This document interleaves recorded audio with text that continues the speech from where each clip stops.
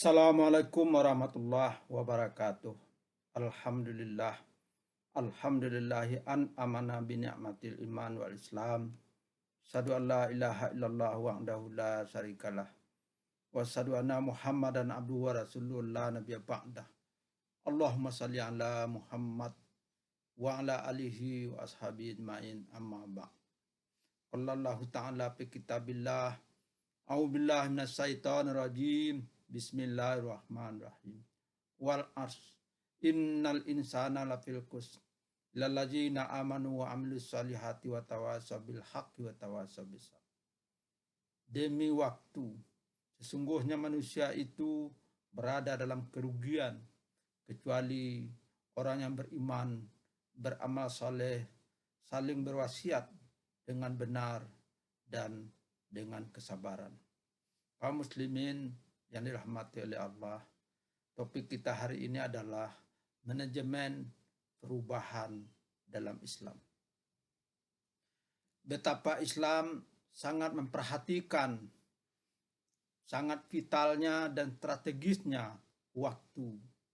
Sampai-sampai Allah bersumpah dengan waktu seperti wal fajr, wad duha, wan nahar, wal asr, wal lail. Itu bukti betapa pentingnya penggunaan dan pemanfaatan waktu dalam menjalani dan mengisi kehidupan di dunia yang fana ini. Semua kita sudah tahu dan yakin bahwa semua kita hadir ke muka bumi ini dengan misi dan fungsi sebagai hamba Allah dan sebagai khalifatullah. Wa ma khalaqtul jinna wal insa illa liya'budun.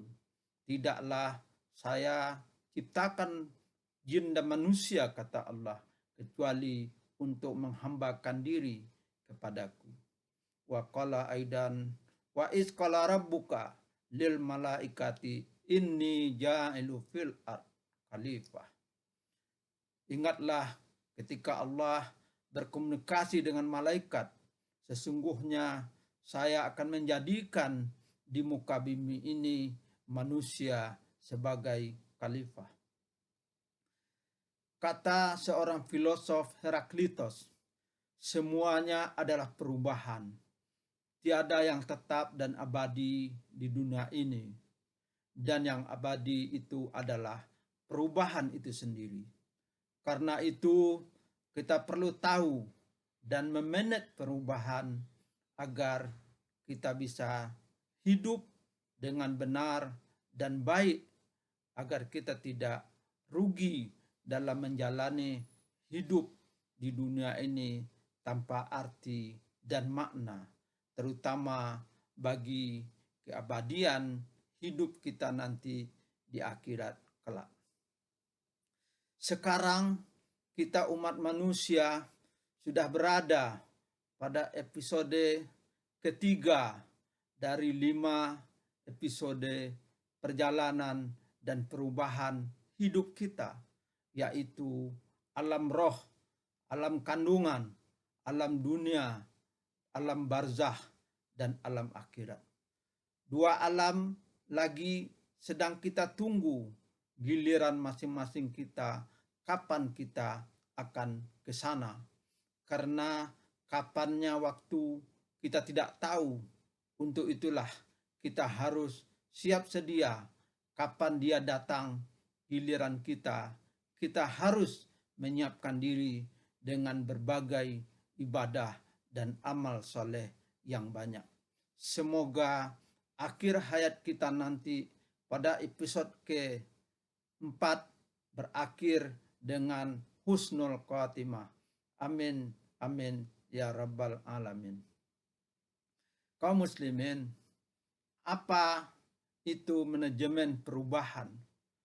Manajemen perubahan adalah wujud pendekatan melalui suatu proses yang mengubah individu atau tim atau organisasi atau perusahaan menuju kondisi masa depan yang lebih baik.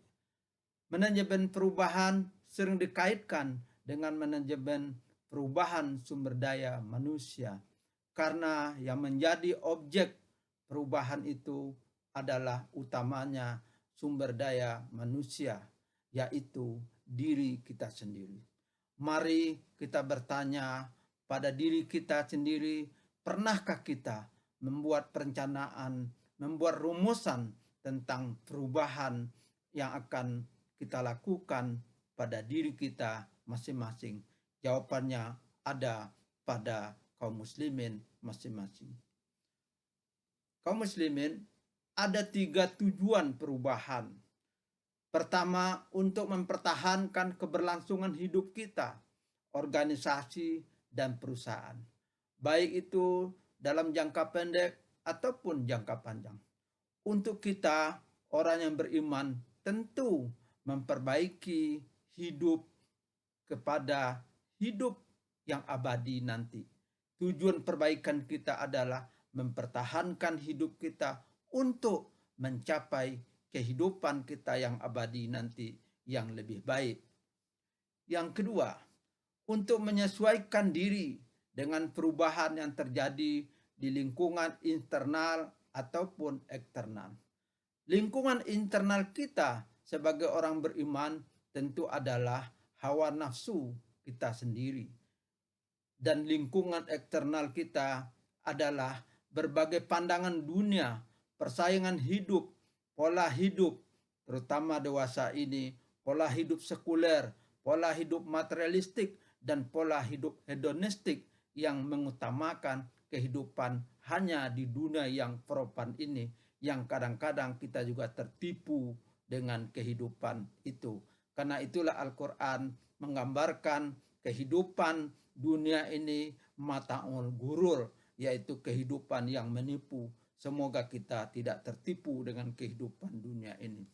Yang ketiga, untuk memperbaiki efektivitas diri kita sendiri, organisasi, perusahaan, agar dapat bersaing, berfastabiqul khairat dalam menjalani dan mengisi kehidupan ini.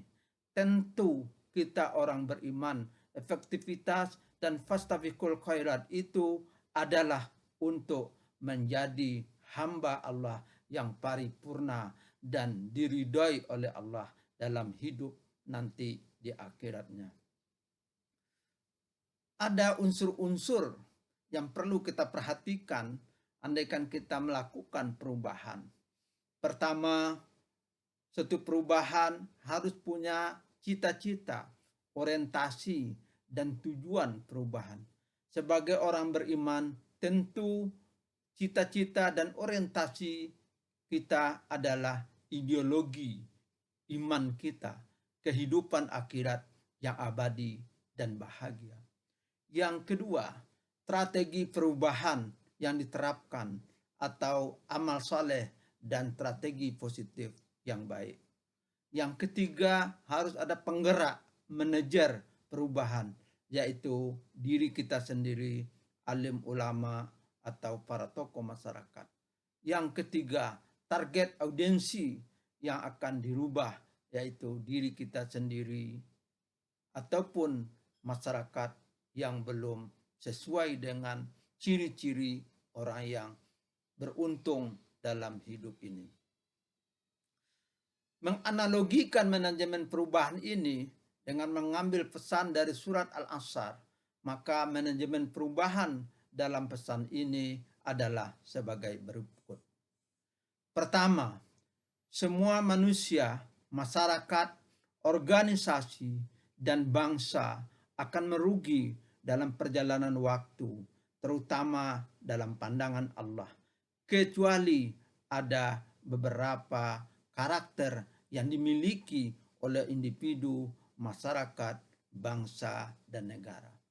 Yang pertama adalah memiliki ideologi atau iman.